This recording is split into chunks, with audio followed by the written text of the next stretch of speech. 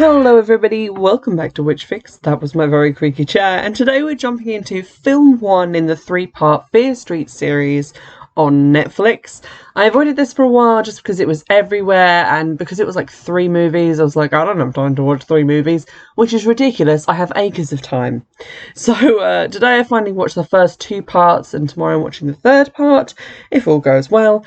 And so I'm going to review them one by one. I felt like it would be too much to just do one episode on 3 different films. I'm going to trigger warn for both drug use and mention of suicide. And now we're going to jump straight into Fear Street Part 1, 1994. So what I got to say at the top of this is obviously going to be very spoiler heavy. All of my reviews are incredibly spoiler heavy, especially the film ones, because I just enjoy talking about it sort of like scene by scene, like what's going on. But broadly speaking, based on the 2 films that I have watched today, I really recommend this 3-part series. It's very good. I was entertained. Huge amount of like witch mentions, although not much like actual witchy stuff on screen yet, because a witch is talked about a lot, but not really seen. But there's enough lore there that I'm interested. My interest is piqued. I think there's a lot to like enjoy if you really love horror movies that are kind of aware of other horror movie tropes and that make comments about the genre. You're really going to like these movies. Go to Netflix and watch them. Come back and listen to the review. With that said, we open on a bookstore. Ooh! It's at a mall. The Sunnysides Mall, I think. No, the Shadyside Mall. I've already fucked up. Oh no. We open on the Shadyside Mall. We meet Heather. Don't get attached. She's only here for the opening of the movie. But she's selling books in a bookstore, so we know this is the 90s. Who buys books in a bookstore anymore? Am I right, guys? Buy my book. Anywho, she gets a call from Ryan, who works in one of the other stores, and he's all like, I'm closing up, the mall's empty, blah, blah, blah, blah, bants.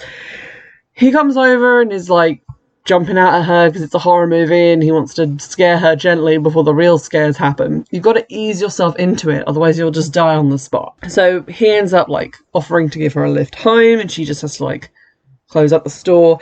And as he leaves speaking to her, Ryan thinks that he hears someone whisper his name, and we see 2 flies, or possibly more, sort of buzzing around him, and I'm like, oh, he's fucked. So we go back to Heather. She's closing up the bookstore. We see someone like rushing through, like a shadow passing in front of the camera, wishly wooing. Someone's in there with her. Oh no! She's like tidying up and doing stuff, and then a masked killer tries to stab her, and they're wearing like a kind of Halloween skeleton costume. Obviously, instantly, this is reminding me of Scream. I would say that's probably like the biggest reference for this movie. He tries to stab her, stabs the book she's holding. How embarrassing. Then he chases her, and she runs to Ryan's store, which appears to be some sort of weird combination of head shop, sex shop, novelty shop. It also sells lava lamps. Who is managing this place, and why are they stocking the things they are? But as she goes in, we see in the window is the skeleton costume. So obviously, you know, skeleton costumes are being sold in Ryan's store. It's not looking good. She calls 911, but then has to like run from the phone. And the 911 operator's like, you know what, just to be safe, we're going to send you some cops. And the guy grabs her and like slashes at her, but she hits him with a lava lamp. So thank God they had those. And then she like finds a bunch of dead people in the food court. So obviously the killer came this way. I want to know how she didn't hear this, because she was in the bookshop, she wasn't wearing headphones. The mall is basically empty at this point. So if someone came up and started stabbing people, like multiple bodies in this food court, none of them heard screaming? She didn't hear them screaming or running or any of that, because this guy has to chase this one teenage girl to like 4 different locations before he actually manages to kill her. But the 7 other people he killed completely silently like a ninja. Don't know, I'm prepared to see that as like kind of horror movie logic. This movie makes me want to make allowances for that sort of thing. But anyway, she sees all the bodies. We see this big tree in the centre of the mall, and I'm like, that tree's going to be important, lady. You just mark my words. But then she gets attacked, and as she's being stabbed to death, she like claws the mask off of this guy, and wouldn't just know it, it's Ryan under there. He seems to be in some sort of trance, so I'm calling that he's been possessed. And then the cops that she was promised arrive and shoot him dead. As Heather like bleeds out next to him. So I learned these 2 people's names for no reason, but now we have a good opener into the story. And we get quite a lot of information over the credits. There's a lot of newspaper clippings and wood cuttings, and we sort of get a credit sequence which shows us things about all three movies. So we start off in the 90s with clippings and stuff about the mall killings, the skeleton killer, Sheriff Nick Good, who is definitely going to be a character we see more of. Talking about that, we get some stuff about the high school, how they have the mascot, the Shady Side Witches, and they play against the Sunnyvale Devils, which reminded me of Sunnydale from Buffy, which felt kind of like a deliberate nod to me. I kind of like that. We see things about it being like the serial killer capital of America. This sort of thing happens a lot. Different serial killers, different names flashing by. Then we see claims that he was possessed, or the killers overall were possessed by a witch. And then we see news clippings about the Camp Nightwing massacre. I'm assuming Camp Nightwing is where Batman sends his little adoptees over the summer. And then finally we get information about the witch hunts. So basically setting up the next two movies as well as this one. We're now introduced to our actual main character, Dina, who is kind of like a grungy 1990s person, like embodying all of that nihilism and like dropout, burnout kind of thing. She's writing a letter to someone called Sam being like, fuck you, I wish I never met you, and is having some trouble, so clearly a lot of emotions there. We hear over the news that's playing that Sunnyvale, conversely to Shadyside, is actually one of the nation's safest and wealthiest towns. So it's sort of like the good twin sister to Shadyside. This kind of like inter-town rivalry kind of reminded me of Night Vale and Desert Bluffs. Like it was giving me very that, and also kind of reminded me again of like Sunnydale, and also weirdly of like Gotham and Bloodhaven, although I guarantee neither of those places is a nice place to live.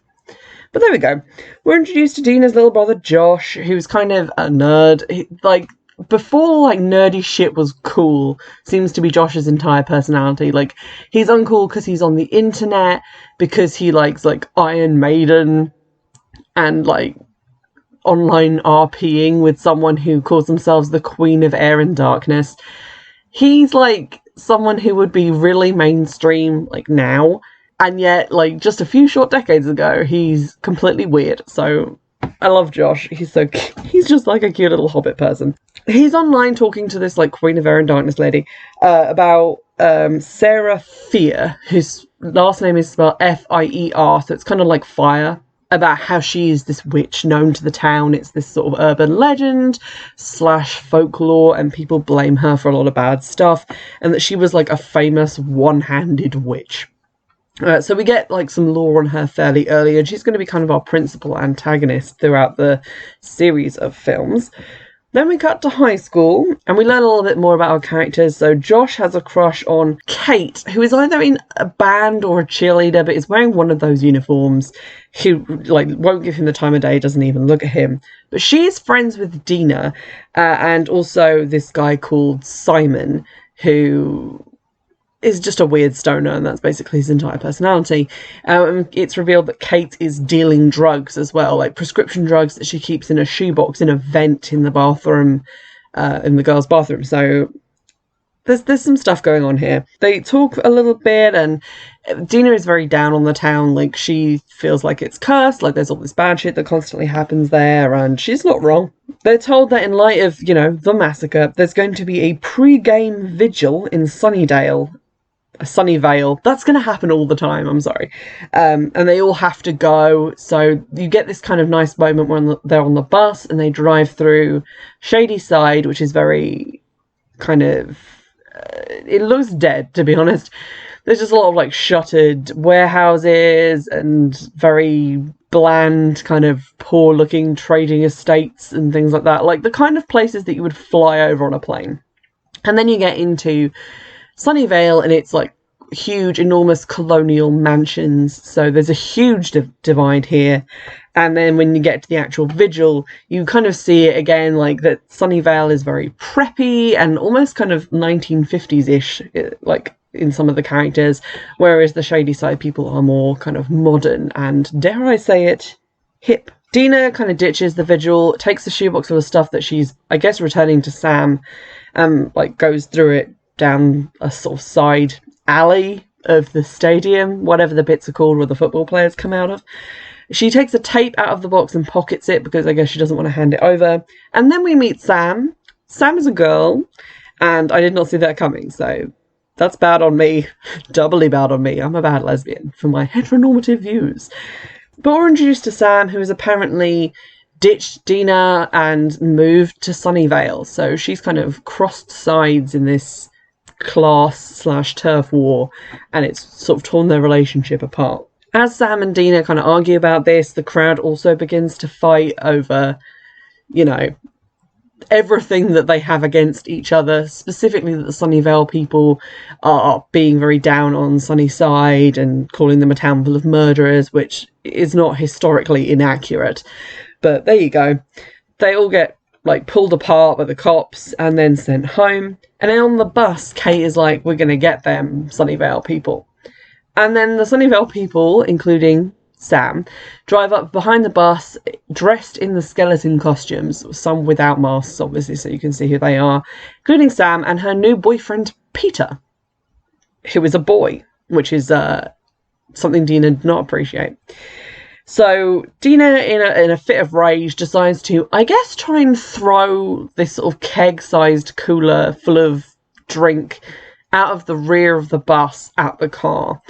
I was unclear on if she meant to throw the entire cooler, but as she's like throwing it out the back of the bus, she gets a nosebleed and is distracted and lets go of the cooler, which hits the car. The car goes off the road and into the forest and crashes. So, whoops.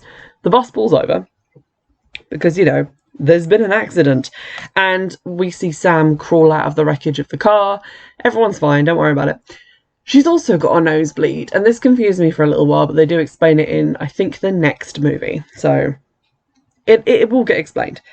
But she has a nosebleed, and she crawls across the ground, and then suddenly she has this flash of, like, the witch, or, like, stuff to do with the witch, a load of flies, someone hanging, some woodcut images. It all goes by very quickly, but a flash. The cops then come. All the kids, doesn't matter if they're Sunnyvale or Shadyside, deny what went on. They're completely hiding this from the cop, who is the Sheriff Nick Good from the newspaper clippings. Dina then watches coverage of the mall murders at home and tries to call Sam's hospital room, but Sam's mum yells at her because she wants Dina to leave Sam alone so she can have this amazing new life. The doorbell then rings. No one is there. Classic move. And then really far away, like across the street, there is the skeleton killer. And Dina assumes that this is more Sunnyvale people messing with her. Meanwhile, just down the road, Kate is babysitting, but she's having the two little girls that she's babysitting sort prescription pills into bags for her to sell, which was both hilarious and awful. And I will say it right now, Kate is my favourite character in the movie, just because she's so, like, does not give a shit. And also she does some really good scream work later on, so top screaming from her. She's having them sort these pills, and Simon's also come over to sort the laundry of the people she's babysitting for, so everyone's doing all her work for her. He has, like, blood from the car crash still on his t-shirt because he hasn't bothered to change. She's only a couple of houses down from Dina, so they phone each other and she, like, flashes the lights at her to show where she is. And then we hear the sounds of someone breaking in. And she goes out into the living room and finds the skull killer, or the skeleton killer, going through the laundry pile like he's looking for something. And I thought maybe it was something, like, in the pockets, although I wasn't sure what that would be. But when confronted, he just vanishes. So that's good. He's gone. But Kate is freaked out, so she dumps the little kids on her neighbour and takes Simon over to Dina so they can, like, talk about it. And they decide to go to the hospital and have it out with Sam because they think it's Sam and the Sunnyvale people who are trying to, like, freak them out, and it's not cool, like, it's involving little kids. They go there to tell Sam to get her boyfriend to lay off. They go there, and thanks to Kate's drug dealing connection, who is a nurse, they manage to get in to see Sam. But but she says she doesn't know anything about what's happening and that Peter has been at the hospital with her. And then Peter comes in. Dina and Sam start arguing and yelling at each other, and mid-argument, the skeleton killer bursts in and murders Peter. So, safe to say, the skeleton killer is not Peter. I've Poirot'd this one out for you. So, they start screaming and running. They get back to the other three, Josh, Simon and Kate, who have just been like buying candy from the vending machines, and Josh is kind of making a move on Kate in a very slow and sedate way. The killer chases them. Kate does an excellent scream. They all scatter and lose each other, and one group goes to steal an ambulance, while Dina and Sam end up hiding under the nurse's station where the dead nurse is. As they're in the process of getting away, Dina manages to unmask the killer, and it's Ryan, the dead guy. He's still dead, don't worry about it, but obviously she gets a little bit scared by that. So they take the stolen ambulance that they stole because they lost the car keys, and they go to the sheriff's station to talk to, I guess, Sheriff Good or whoever else happens to be there. So Josh and Kate stay at the ambulance to chat. Simon goes off to find somewhere to pee against a building, and Dina goes into the sheriff's station. They don't believe her because her story is insane, although you'd think that this is kind of a gripe that I have with the movie. So she shows up and she's like, a load of people tried to kill us at the hospital, like someone stabbed us.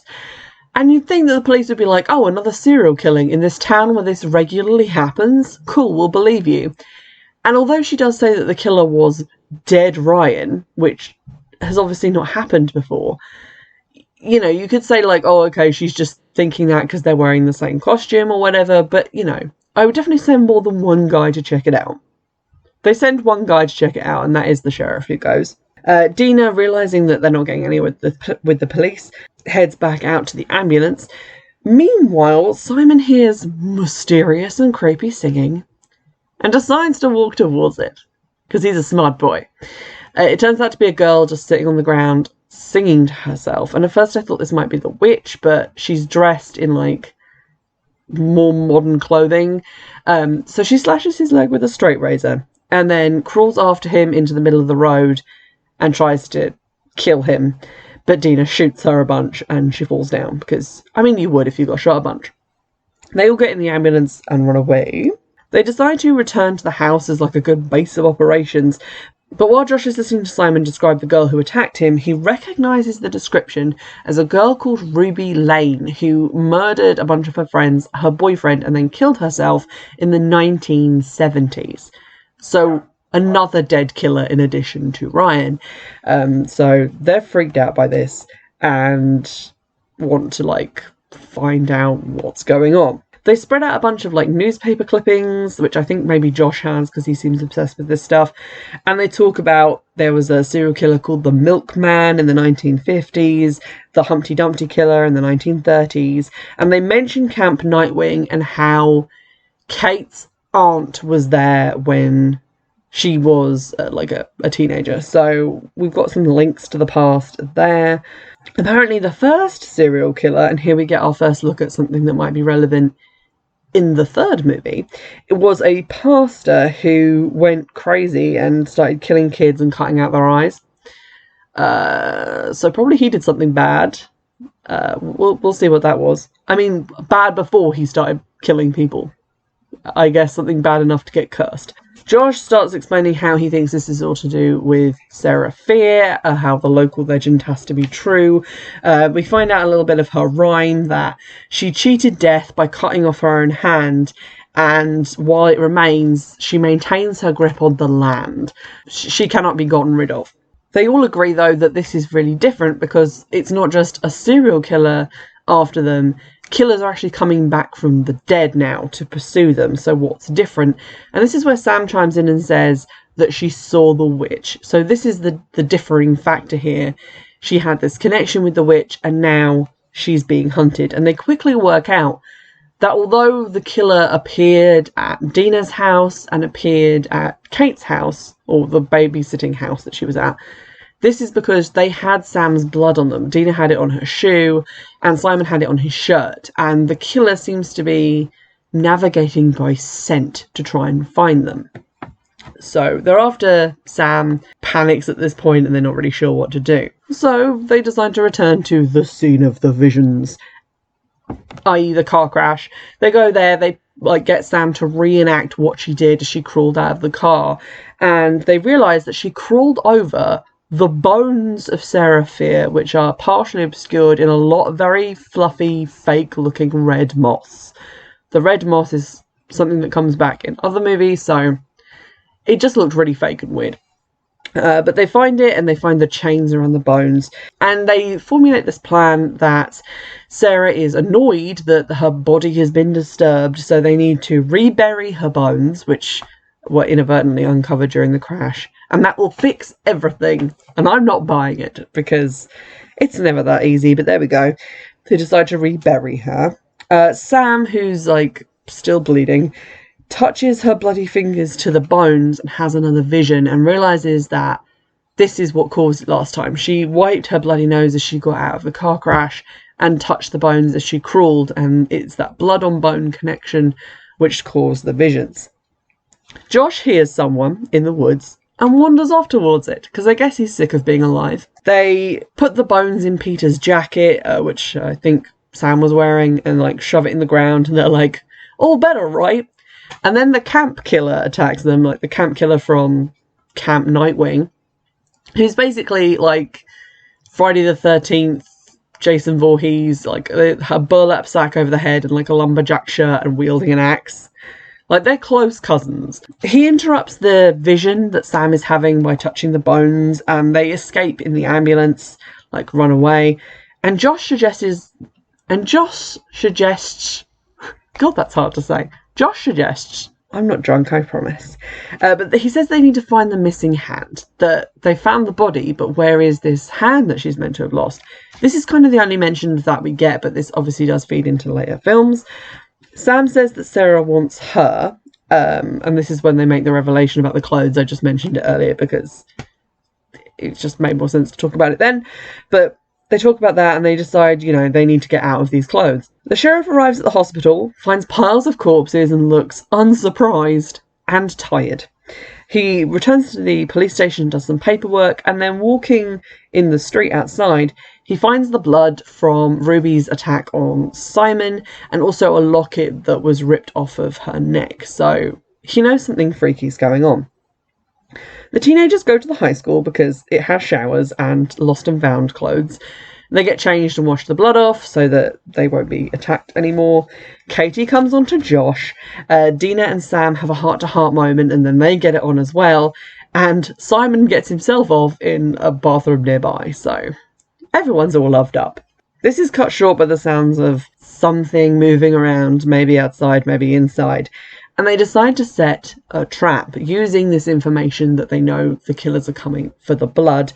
They drenched the girls' bathroom in accelerant from the cleaning cupboard, and then use blood in some water with mops to draw trails to lure the killers to the bathroom. And then they're going to set them on fire. They hide Sam in one of the cubicles in the bathroom, and the killers arrive. They go in. It's Ruby, the camp killer, and the skeleton killer. They all go in the bathroom. They lock them in. Sam climbs out of the vent that we saw the drugs being hidden earlier. They set the bathroom on fire. Job done. We're safe. Except we're not, because there's still quite a lot of the movie left. They burn the bathroom and then put it out with fire extinguishers, which is very community-minded of them. I salute them. And when they go in, everything is reduced to sort of black goo and globs. But they start to reform into the killers, and they realise that they can't be stopped. They already shot one and she came back. They burnt these guys down to rendered goo, and they're coming back again. So they run away and hide in a science lab, and then Katie says they should hand Sam over, because the killers want Sam. They don't want the rest of them. This is how it has to be. Sam agrees to sacrifice herself for the good of the masses, and gratifyingly quickly, Dina is subdued by the others so that Sam can walk outside to her death. They don't make a meal out of this, it's over fairly, in good time. The killers then begin to converge on Sam. They're not really in a hurry, they just walk towards her at a leisurely, creepy pace. Josh is going through his clippings, frantically looking for a way to not have Sam die, and then he realises something, and they all get together and pull Sam back into the room before she can be murdered.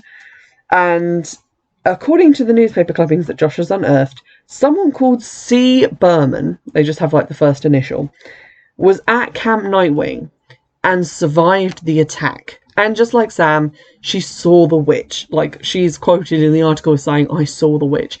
But she's not dead, and they want to know how that happened. So they look up a phone book, which is at the high school, in the room they're in, and call her, but they get no answer, so they leave a voicemail message, which I found so funny. Just like, you're just standing there like, hello, it's me. Gives full name. "We're being chased by psycho killers, and you think we can help us, but please call back, bye." It just tickled me a little bit. Then Sam reads the rest of the article and realises that C. Berman died at Camp Nightwing, but was revived. And she recalls part of the rhyme that says, "The witch will pursue you until you are dead." So reasons out that if she dies, even if it's just temporary, the witch will stop chasing her, the killers will go away. Solid plan. So they escape in the ambulance and they head to the grocery store, the best place to die. We see the sheriff approach a sort of run-down looking house and slide a note under the door that says, "It's happening again." So I'm guessing that this was to C. Berman, and later on this is revealed to be correct. They arrive at the grocery store. This is where Simon works, which I guess is why they're there. And they're there to basically duplicate something that was mentioned offhand when it was revealed that Katie was a drug dealer, which is that Simon's older or younger, I forget, his brother overdosed and had to be resuscitated. So they plan to recreate the drugs that he took and then shoot Sam up with a bunch of EpiPens to bring her back from the dead. This is a plan with so many holes in it, and it doesn't work. So, called it. Basically, they give her 3 piles of pills and say, "Take the first 2 piles, then wait 5 minutes, then take the 3rd pile, then you'll die, and then we'll bring you back." So they've put a clock on this thing, and that can only mean things are about to get a little bit hairy. So the others all put X's of her blood on them and run around to create decoys, essentially. And Simon tells Josh something very sweet, which is that Kate doesn't like anybody. She's mean and kind of uppity and desperate to get out of the town by being Little Miss Perfect. So if she sees something in Josh, it must be there and he needs to believe in himself. This was a lovely moment. It really brought me around to Simon for the time that he has left. Anywho, Dina and Sam have another relationship talk, and then Sam takes the pills and Dina starts counting to 5 minutes. Then the skeleton attacks and attacks Kate, and she's like having to fight him off with a spray flamethrower while Dina and Sam get away, but they've had to leave the pills behind. Everything's going to pot. He then puts Kate through the bread slicing machine, and her death was so sudden. And I think it's because like no one from the core group had really died. It had just been like nurses and side characters, and now we were in the thick of it. Like people that we'd grown to like care about or know about. Like I cared about Kate and I cared about Simon and all the other like named main characters because I'd seen more of them, and I think it was smart to hold back on killing them until we'd like had these moments where we liked them or were invested in them. But she gets sliced in the bread slicer and it's disgusting but also great. It looks so real. Genuinely worried if they killed this actress. We see Simon being chased by Ruby with her straight razor again, and then the camp killer chasing Josh, so everyone's being pursued. Dina decides there's just no time to take the extra tablets, frees a lobster from the lobster tank, and then proceeds to drown Sam in it. So that's unfortunate.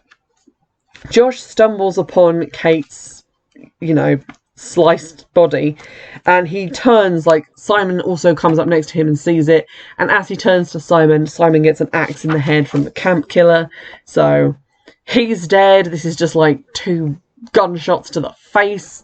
Kate and Simon, no, they were so young. Then we see Sam being drowned, and finally the bitch dies, and the killers just vanish. Like, job done, she's dead. Let's all go down to the hell bar and have a couple of beers before the next person touches the witch's bones and we have to go back to work. Josh runs for the EpiPens. The floor is very wet and slippery. Like, this isn't going well. They give her like 20 EpiPens before they even start doing CPR, and to be honest, while Josh is getting the EpiPens, Dina's just sitting there with Sam's body, and I was like, why aren't you doing CPR? Start doing CPR now, like tip the water out of her, which you never see them do in films, and then give her the EpiPens. But no, that they do it this way around. But miraculously, Sam wakes up and she's fine. We then cut to everyone being interviewed by the cops, because obviously, and they lie again and refuse to say anything. And the sheriff is like, you know, they're going to blame Kate and Simon because they were like the drug dealers, the stoners, the mess ups. They're going to get the blame for this. And Dina's like, yeah, they will.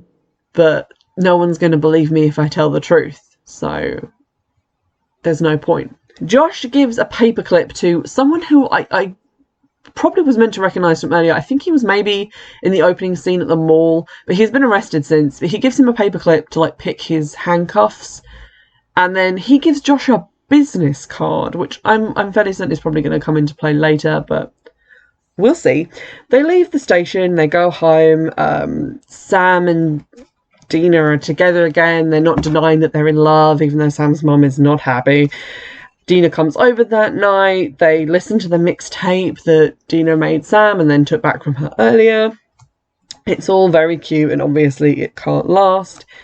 The phone rings, and it's the returned phone call from the girl who survived the camp, which was like a really nice like touch. I liked that it was coming back and it wasn't like forgotten about. Everything in this movie seems kind of really well planned out and really well thought through. There's nothing that just gets kind of tossed to the side and left. If something's mentioned, it's important, which can be a good thing and a bad thing because it means that you don't really have a lot of red herrings, but I liked this. She tells the camp girl quite tersely, you know, thanks for calling back, but we managed without you, it's over. And the camp girl says, it's never over. You can't stop the witch because she makes all the rules. And if she wants you dead, you're going to end up dead one way or another. And then we see something interesting. A ritual altar carved with like symbols, and there's candles. And then in the rocks around it are carved the names of the killers, like Ruby, Ryan, all the killers from history past. And then we see Sam's name at the end. And then Sam walks up to Dina and stabs her because she has now been possessed. I would have been very upset if that is where the film had ended. It's not, don't worry. Josh is online downstairs in the basement, can't hear what's going on upstairs, but he defends Simon and Kate to the Queen of Air and Darkness and says, you know, they weren't just these psycho killers, they weren't drug addicts who went off the deep end. They were good people, and Simon was funny and kind, and Kate was really nice, and, you know, all the rest of it. And then Dina appears behind him and takes him upstairs and shows him that she has subdued Sam and tied her up with the phone cord, which is again quite a 90s thing. Like, a cordless phone would not have been helpful in this situation. And she says, we have to get Sam back. Like, we have to fix this. And that's basically where the movie ends. And it shows you a little sort of snippet of the next one, which I'm not going to talk about because that's for the next video. But that's basically where we leave this one, and I really liked this as just a first movie. It introduced some interesting characters and then murdered them, and we have other characters, but there's snippets of lore. I'm getting the sense there's going to be a twist about the witch and who is actually responsible for this curse, which we've got to unravel. Why is Sunnyvale so good and Shadyside so bad? Because if Shadyside is cursed, that's one thing, but Sunnyvale is too good to be normal. Like, they have all these mansions and stuff. It's not just like a normal town next to a shit town. It's a really prosperous town that's like the nation's leading crime-free, wealthiest town. And it feels very much like Shadyside may have been sacrificed for the greater good of this town. And it might have something to do with this pastor, and they're going to have like descendants in this town and things like that.